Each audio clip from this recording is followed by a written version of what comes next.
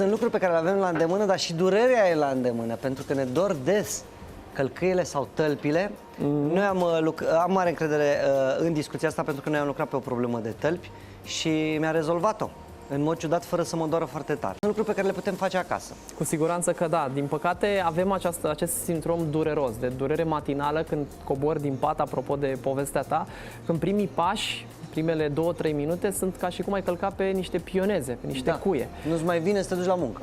Da, poți să spui așa. De bine, ce se întâmplă este de fapt o inflamație a acestei structuri. De asta m-am pregătit cu o bucată din gicuță. Săracul. Da, am luat așa o bucățică mică și practic am adus talpa piciorului, tocmai pentru că am vrut să simbolizez această componentă de țesut conjunctiv. E vorba de fascia plantară, care, pe de-o parte, din cauza unui deficit postural, deci modul în care ai aliniamentul vertebral și modul în care, de fapt, axul tău al femurului stă, poate să determine un factor de inflamație